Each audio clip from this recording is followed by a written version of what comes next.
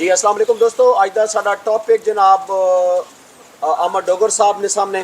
अहमद डोगर साहब अस्सलाम वालेकुम जी। भाई वालेकुम सलाम अमजद भाई, क्या हाल चाल है? अल्लाह पाक का बड़ा एहसान है, बड़ा करम है।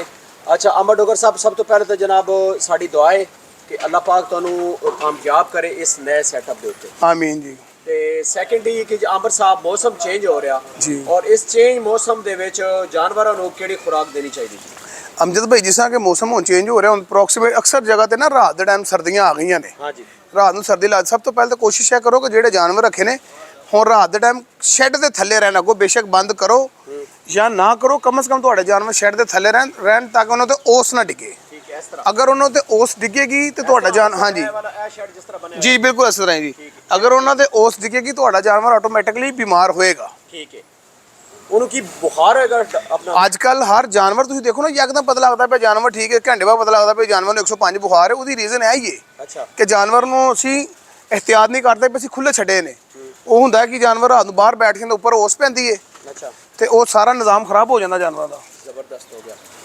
ए जनाब बकरा है तो ये अहमद डोगर साहब बड़ा फाइटर बकरा है। इसका नाम तुसीं की रखिया? बदमाश। वाकई गल है जी, बदमाश बकरा ना तो इहनूं कल्ला बंदा खोल सकदा जे, ना इहनूं कल्ला बंदा बन सकदा है। अच्छा। बदमाश आदमी है, ब्रीडिंग दे विच बहुत आउट क्लास है। अच्छा। कहंदे ने बकरी दे कड़ाके कढ़ा दिंदा पिया। हाँ जी।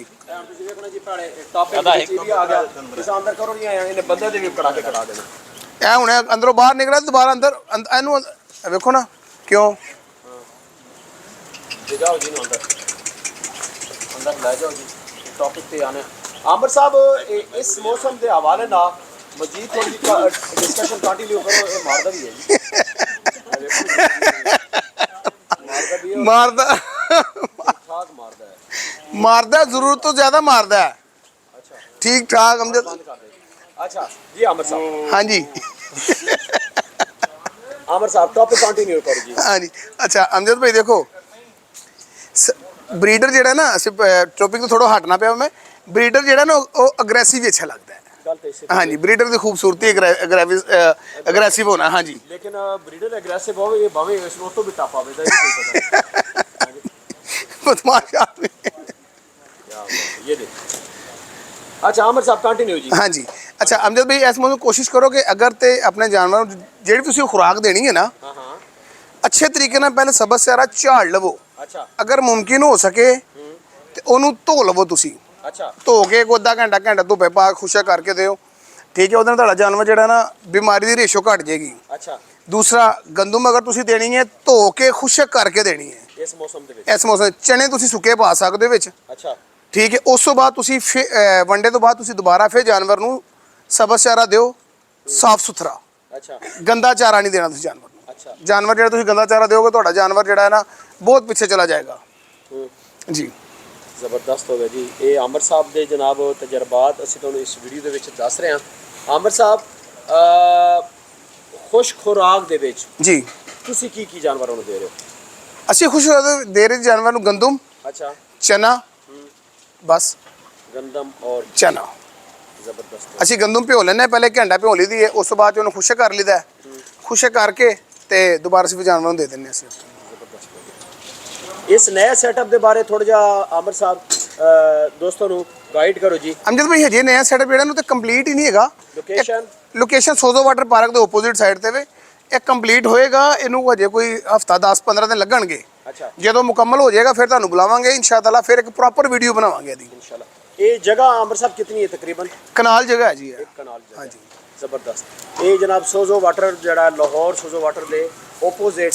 ए देखो अपना जनाब ਇਹਦਾ ਕੰਮ ਵੇਖੋ, ਇਹਦੀ ਜਾਨ ਨੂੰ ਸਕੂਨ ਨਹੀਂ ਹੈ। ਇਸ ਬੱਕਰੇ इसकी जान ਨੂੰ बिल्कुल इस जिंदगी सुकून लिखिया ही नहीं जी। बदमाश आदमी मैं है। देख रहा जिस टाइम तो यकीन करो मैं आया इस बकरे ने तबाही लाई हुई जी। बदमाश आदमी है अमजद भाई है। बदमाश वाकई गल मारदा है। इनू पता नहीं केड़ी किस गल दी परेशानी है इनू। ए देखो फिर आया। अच्छा, ए बंदे ਨੂੰ ਵੀ ਪੈ ਜਾਂਦਾ ਹੈ। हाँ जी, मैं देखा कि आमिर साहब ने ਤੁਹਾਡੇ ਨਾਲ ਵੀ ਚੰਗਾ ਭਲਾ ਜੜਾ ਨਾ ਜ਼ਬਰਦਸਤੀ ਕੀਤੀ ਇਹਨੇ। ਇਹ ਜੀ ਆमिर साहब ਦਾ ਸ਼ੌਕ ਵੀ ਤੁਹਾਨੂੰ ਦਿਖਾ ਰਿਹਾ ਇਸ ਵੀਡੀਓ ਦੇ ਵਿੱਚ जनाब। ਤੇ ਇਹਨਾਂ ਨੇ ਨਵਾਂ ਸੈਟਅਪ ਬਣਾਇਆ। ਇਸ ਸੈਟਅਪ ਦੇ ਵਿੱਚ ਅੱਜ ਪਹਿਲਾ ਦਿਨ ਹੈ ਇਹਨਾਂ ਦਾ। ਸਾਰੇ ਇਲੈਕਟ੍ਰੀਸ਼ੀਅਨ ਜਨਾਬ ਆਪਣਾ ਕੰਮ ਕਰਦੇ ਪਏ ਨੇ। ਇਹ ਵੇਖੋ ਹਾਂ ਜੀ, ਇਹ ਲਾਈਟਿੰਗ ਲੂਟਿੰਗ ਦਾ ਸਾਰਾ ਪ੍ਰੋਸੀਜਰ ਹੋਏਗਾ। और ये ਫਾਰਮ ਜਦੋਂ ਮੁਕੰਮਲ ਤਿਆਰ ਹੋ ਜਾਏਗਾ ਅਸੀਂ ਤੁਹਾਨੂੰ ਦਿਖਾਵਾਂਗੇ ਇਨਸ਼ਾਅੱਲਾ ਤੇ ਇੱਥੇ ਤਾਦਾਦ ਵੀ ਵਧਾਵਾਂਗੇ ਔਰ ਇੱਥੇ ਇਸ ਫਾਰਮ ਦੇ ਉੱਤੇ ਜਨਾਬ ਐਲਾ ਬੱਕਰੀਆਂ ਵੀ ਆ ਰਹੀਆਂ ਜਨਾਬ इंशाअल्लाह। ਲਓ ਜੀ ਭਜਨ ਇਹ ਗੰਦਮ ਦੇ ਰਹੇ ਨੇ ਜੀ ਬੱਕਰੇ ਨੂੰ ਆਮਰ ਸਾਹਿਬ ਇਹ ਗੰਦਮ ਭਿਗੋ ਕੇ ਦੇ ਰਹੇ ਨੇ हाँ जी भिगो के खुशक की हुई है। ਅੱਛਾ ਹਾਂਜੀ ਇਹ ਜੀ ਪਲਾਈ ਵਾਲੇ ਬੱਕਰੇ ਨੂੰ ਇੱਕ ਬੱਕਰੇ ਨੂੰ ਕਿੰਨੀ ਖੁਰਾਕ ਦਿੰਦੇ ਹੋ ਆਮਰ ਸਾਹਿਬ ਇੱਕ ਬੱਕਰੇ ਨੂੰ ਡਿਪੈਂਡ ਕਰਦਾ ਹੈ ਅਮਜਦ ਭਾਈ ਜਾਨਵਰ ਦੇ ਮੁਤਾਬਿਕ ਅੱਛਾ ਅਗਰ ਜਾਨਵਰ ਰੈਗੂਲਰ ਰੂਟੀਨ ਤੇ ਲੱਗਾ ਹੋਇਆ ਹੈ ਉਹਨੂੰ ਤੇ 3-3 ਕਿਲੋ ਵੀ ਖੁਰਾਕ ਚਲੇ ਜਾਂਦੀ ਹੈ ਤੇ ਜੇ ਅਗਰ ਉਹ ਰੂਟੀਨ ਤੇ ਨਹੀਂ ਲੱਗਾ ਹੋਇਆ ਤੇ ਫਿਰ ਅਸੀਂ ਇੱਕ ਪਾਈਆ ਤੋਂ ਸਟਾਰਟ ਕਰਨੇ ਆ ਤੇ ਵਕਤਨ ਫਵਕਤਨ ਅਸੀਂ ਵਧਾਉਂਦੇ ਜਾਂਦੇ ਆ ਜੀ। ਇਸ ਬੋਤਲ ਦੇ ਵਿੱਚ 1 ਕਿਲੋ ਖੁਰਾਕ ਆਂਦੀ ਹੈ ਅਗਰ ਖੁਸ਼ਕ ਗੰਦਮ ਪਾਈਏ ਤੇ 1 ਕਿਲੋ 200 ਗ੍ਰਾਮ ਆਂਦੀ ਹੈ। ਅੱਛਾ ਅਗਰ ਖੁਸ਼ਕ ਧੋ ਕੇ ਖੁਸ਼ਕ ਕਰਕੇ ਪਾਈਏ ਫਿਰ ਕਿਲੋ ਆਂਦੀ ਹੈ। ਮਾਸ਼ਾਅੱਲਾ ਅਸੀਂ ਬੱਕਰੇ ਦੀ ਉਮਰ ਕਿੰਨੀ ਹੈ ਜਿਹਨੂੰ ਇਹ ਖੁਰਾਕ ਦੇ ਰਹੇ ਹੋ ਅਜੇ 6 ਆਂਦੇ ਹਜੇ ਅੱਜ ਅਸੀਂ ਜਾਨਵਰ ਨੂੰ ਨਾ ਖੁਰਾਕ ਬਿਲਕੁਲ ਘੱਟ ਦੇ ਰਹੇ ਹਾਂ ਅੱਛਾ ਕਿਉਂਕਿ ਉਹਦੀ ਵਜ੍ਹਾ ਕੀ ਕਿ ਜਾਨਵਰ ਅੱਜ ਇੱਥੇ ਸ਼ਿਫਟ ਹੋਏ ਨੇ ਨਵੀਂ ਜਗ੍ਹਾ ਹੈ ਤੇ ਦੋਸਤ ਵੀ ਕੋਸ਼ਿਸ਼ ਇਹ ਕਰਨ ਕਿ ਅਗਰ ਜਾਨਵਰਾਂ ਨੂੰ ਸਫ਼ਰ ਕਰਵਾਉਣਾ ਹੋਵੇ ਜਾਂ ਕਿਤੇ ਦੂਰ ਭੇਜਣਾ ਹੋਵੇ ਤੇ ਜਾਨਵਰਾਂ ਨੂੰ ਭੁੱਖਾ ਰੱਖ ਕੇ ਸਫ਼ਰ ਕਰਵਾਉਣ ਜਦੋਂ ਜਾਨਵਰ ਆ ਜਾਵੇ ਇੱਕ ਦਿਨ ਉਹਨੂੰ ਬਿਲਕੁਲ ਮਾਈਨਰ ਜੀ ਖੁਰਾਕ ਦੇਣ ਆਸਾ ਸਫ਼ਰ ਵਧਾਉਂਦੇ ਜਾਣ ਜੀ। ਇਹ ਜੀ ਭਜਨ ਗੰਦਮ ਦੇ ਰਹੇ ਨੇ ਤੇ ਜਾਨਵਰਾਂ ਨੂੰ ਖੁਰਾਕ ਦੇਣ ਦਾ ਜਨਾਬ ਅੱਲਾ ਅੱਜ ਇਸ ਵੀਡੀਓ ਤੁਹਾਨੂੰ ਤਰੀਕਾ ਵੀ ਦੱਸ ਰਹੇ ਹਾਂ ਅਮਰ ਡੋਗਰ ਸਾਹਿਬ ਕੰਟੈਕਟ ਨੰਬਰ ਦਿਓ 0315 0315 466 466 4782 4782 ਇਹਨਾਂ ਦਾ ਕੰਟੈਕਟ ਨੰਬਰ ਹੈ ਜੀ ਨया ਸੈਟਅਪ ਇਹਨਾਂ ਦਾ ਹੈ ਜੀ ਸੋਦੋ ਵਾਟਰ ਪਾਰਕ इसने ऑपोजिट साइड से जनाब फार्म जी मिलता है नेक्स्ट खूबसूरत वीडियो जनाब जी उम्मीद करते हैं वीडियो तो अच्छी लगी होगी।